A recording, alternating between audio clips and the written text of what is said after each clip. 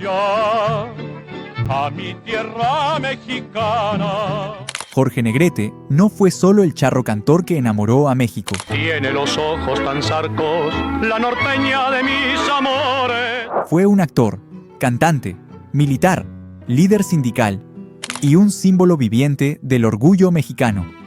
El más nacionalista de todos los artistas, con frases como «Soy mexicano, de México hasta el alma», «Viva mi patria querida», «Viva mi México entero» o «Ay México, tierra bendita, jamás te podré olvidar». Pero en 1953, cuando murió con solo 42 años, el país entero quedó en shock. Oficialmente, fue una enfermedad hepática, pero desde entonces muchas cosas no cerraron. Su deterioro repentino, el silencio de quienes lo rodeaban y las grietas en la versión oficial sembraron dudas que aún hoy siguen creciendo. Y es que hoy, en pleno 2025, nuevas teorías y documentos han vuelto a abrir el misterio, y lo que estás por conocer podría cambiar todo lo que creías saber sobre la muerte de Jorge Negrete. Nació en Guanajuato en 1911, en una familia marcada por la figura de su padre, un militar retirado que lo crió con mano firme. Su infancia no fue fácil. La enfermedad de su madre lo marcó profundamente, generando un apego emocional tan fuerte que más adelante complicaría sus relaciones amorosas. A pesar de su entorno rígido, Negrete fue un alumno brillante. Se formó en el colegio alemán y más tarde en el heroico colegio militar, donde se destacó no solo por su capacidad, sino también por su porte distinguido. De hecho, muchos recuerdan que incluso de joven ya intimidaba por su inteligencia y elegancia. Parecía destinado a una carrera militar ejemplar, hasta que un hecho tan casual como insólito le cambió la vida. Un día, persiguiendo a una mujer que le había robado el aliento, terminó sin querer en la Academia de Canto de José Pierson. Al verse descubierto por el profesor, improvisó. Dijo que quería inscribirse. Pierson le pidió que cantara, y fue ahí, en ese instante, cuando la historia del charro cantor comenzó a escribirse. Desde ese momento, su destino militar se desvió sin retorno hacia los escenarios, aunque, según algunos, ese cambio de rumbo ocultó una decisión más compleja de lo que parecía. En 1937, ya consolidado como cantante, debutó en el cine con La Madrina del Diablo. Su popularidad explotó, especialmente tras Ay Jalisco, no te rajes, película que, irónicamente, primero se negó a filmar. Con esa producción comenzó su leyenda. La voz imponente, el bigote perfecto, el traje de charro. Negrete no solo cantaba, encarnaba a México. Su imagen quedó sellada en la memoria colectiva como símbolo de virilidad, elegancia y nacionalismo. Pero mientras su carrera subía como la espuma, su salud contaba una historia distinta. A los 13 años, durante una revisión médica, se le detectó una lesión hepática. Años más tarde, en Nueva York, contrajo hepatitis C, una enfermedad que le afectaría silenciosamente durante el resto de su vida. Aunque nunca se detuvo a causa de eso, hubo señales que muchos prefirieron ignorar, porque en público, Jorge era el hombre indestructible, pero en privado, comenzaban a aparecer señales que muchos prefirieron ignorar, porque en público, Jorge era el hombre indestructible, pero en privado, comenzaban a aparecer grietas. Su cuerpo, aunque en apariencia fuerte, ya mostraba el desgaste. ¿Fue solo el trabajo incansable lo que minó su salud? ¿O hubo otros factores, menos visibles, que lo fueron debilitando por dentro?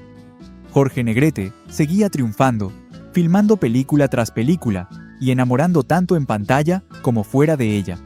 Pero mientras más brillaba su estrella, más fuerte parecía ser la presión. Y ya sabemos lo que pasa cuando alguien brilla demasiado en una industria llena de sombras, el comienzo de su enfermedad.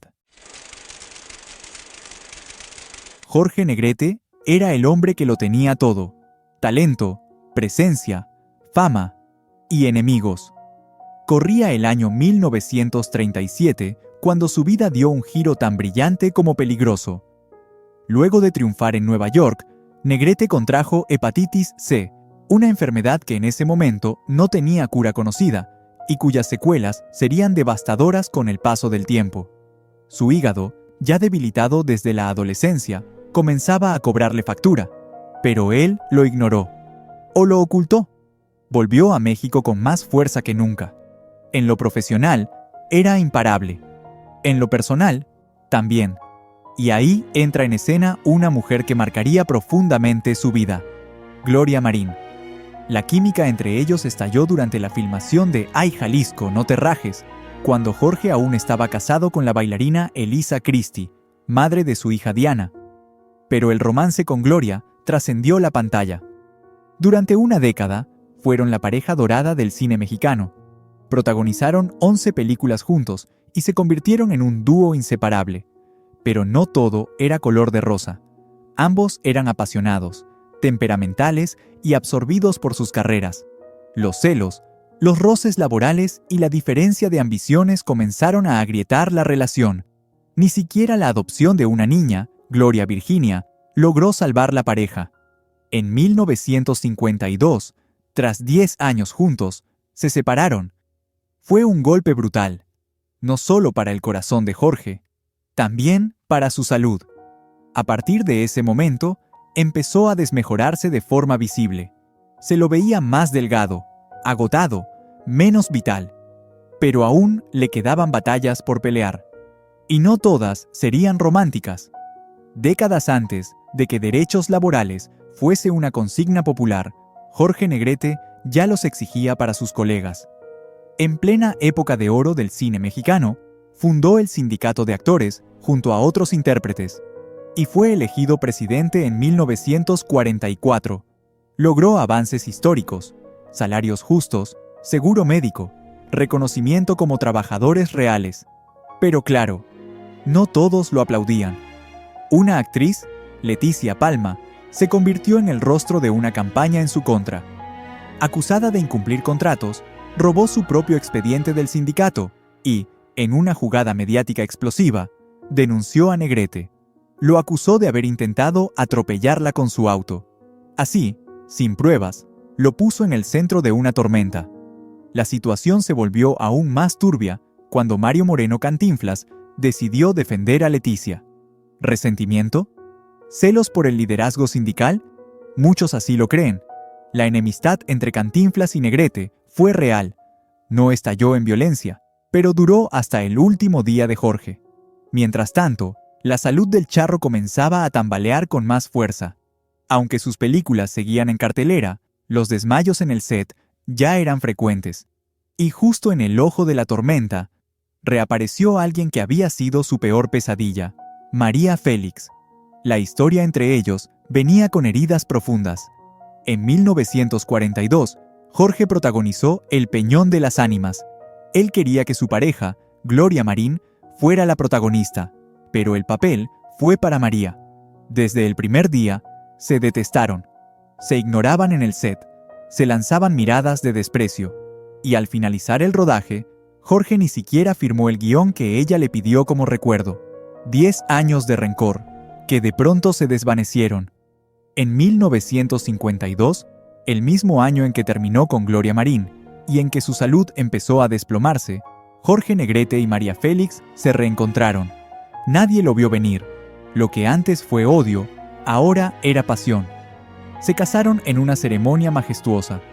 Todos hablaban de amor, pero su cuerpo hablaba de otra cosa.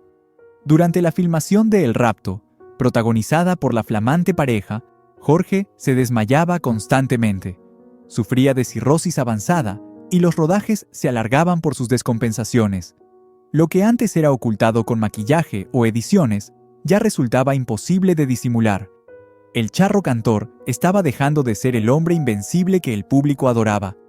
Pero nadie se animaba a decirlo abiertamente. ¿Era el estrés de su vida personal? ¿Las peleas internas del gremio? ¿O había algo más? ¿Algo que lentamente lo estaba destruyendo desde las sombras?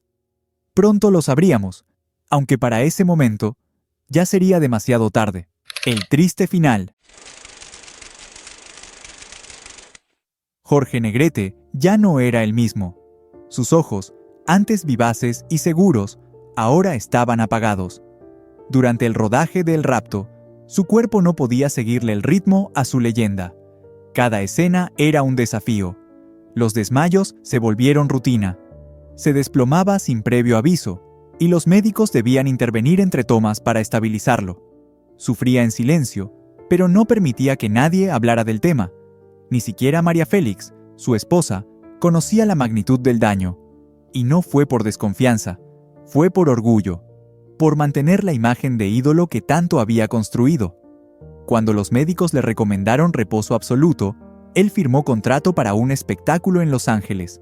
Aún con el cuerpo quebrado, insistió en cumplir, y convenció a María de que viajara sola a Europa, a atender un rodaje que la esperaba.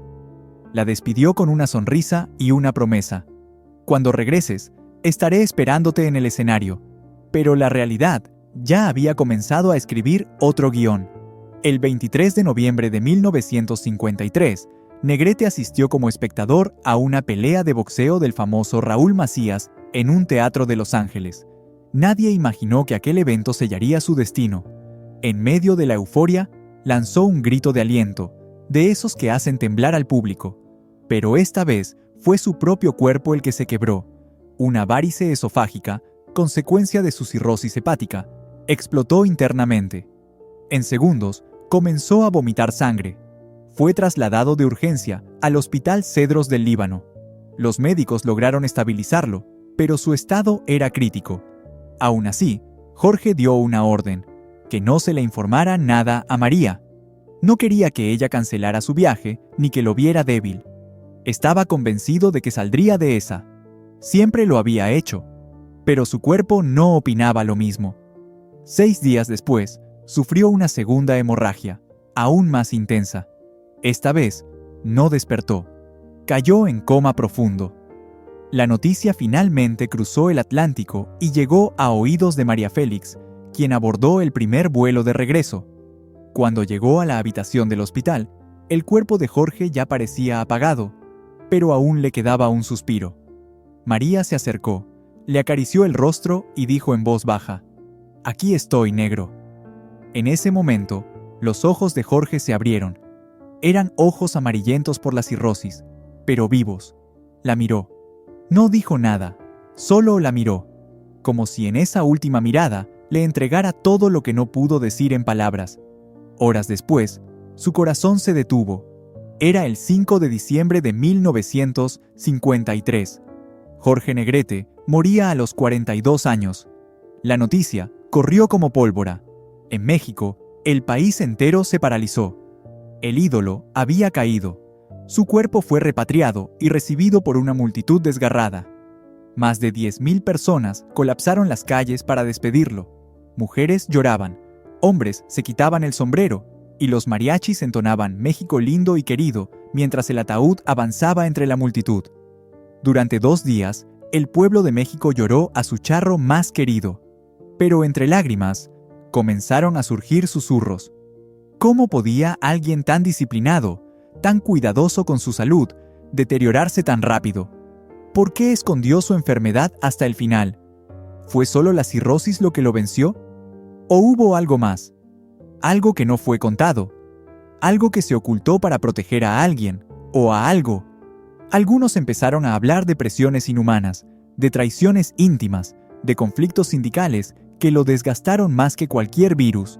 Otros murmuraban que su matrimonio con María Félix había traído consigo no solo amor, sino una cadena de problemas financieros y emocionales que lo consumieron desde adentro.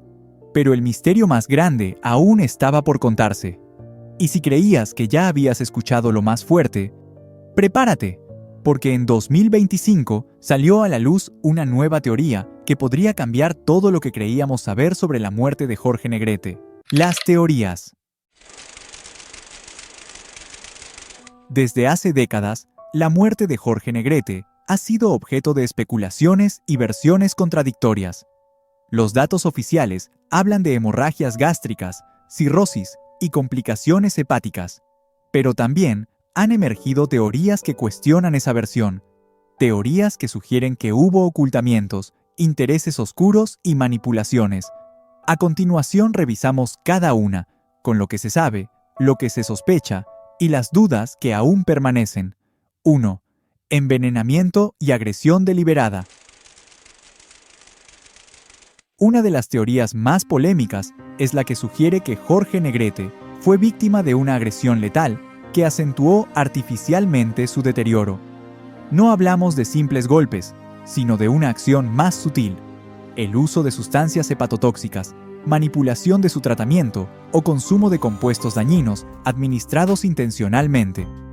Quienes apoyan esta hipótesis señalan que en el mundo del cine y del poder sindical, las rencillas eran encarnizadas. Enfrentamientos con competidores, disgustos con decisiones laborales, enemistades internas. Si alguien quisiera eliminar su influencia, no bastaba con ataques públicos, podía hacer que su cuerpo desfalleciera sin que pareciera un crimen. Una dosis extra de toxinas para un hígado ya comprometido podría precipitar una hemorragia.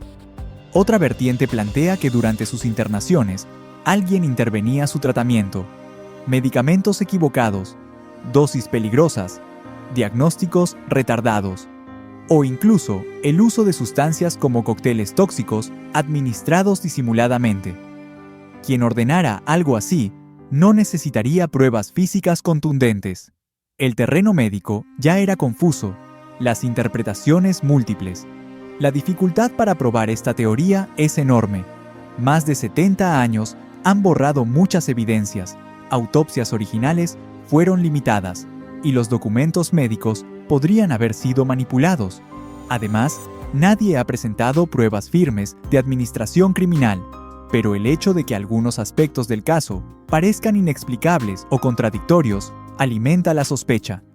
En última instancia, el envenenamiento permanece como una sombra que transforma un final esperado en algo potencialmente diseñado. Segundo, intereses sindicales detrás de su muerte. Negrete no fue solo un artista, fue también líder sindical, figura pública con poder considerable. Esto convierte su muerte en un posible punto de conflicto con intereses amenazados: productores, ejecutivos del cine, competidores dentro del sindicato o actores que se sentían desplazados. ¿Quién saldría ganando con su desaparición?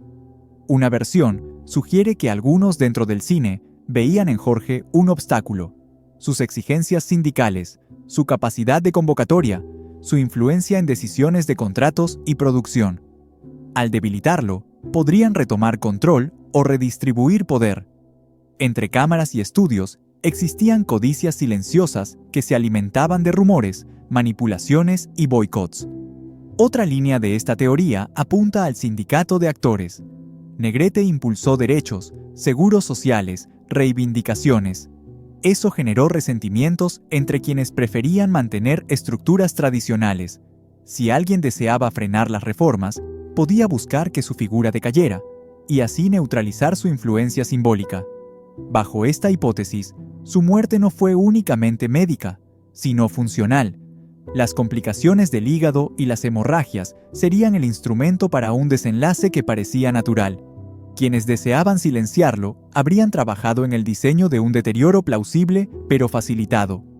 Aunque esta teoría no afirma que existió un plan con asesinato directo, sí propone que ciertos actores colaboraron activamente para que su final llegara cuando y cómo convino. Las pistas que apuntan a contratos cancelados, conflictos sin resolver y rivalidades dentro del cine alimentan esta versión. Pero la prueba definitiva, claro, no existe. Aún. Tercero, ocultamiento del estado real para proteger su imagen artística. Desde los inicios de su declive, Jorge se esforzó por proyectar fuerza y control. En público, nunca aceptaba que su salud flaqueaba. Incluso durante rodajes se maquillaba o distraía cámaras para disimular palidez o confusión. Se argumenta que productores y allegados colaboraron en minimizar síntomas. Declaraciones oficiales hablaban de agotamiento o gripa severa, nunca de problemas hepáticos graves. Parte de esta teoría sostiene que los boletines médicos difundidos al público fueron redactados cuidadosamente para no alarmar a su audiencia ni a sus patrocinadores.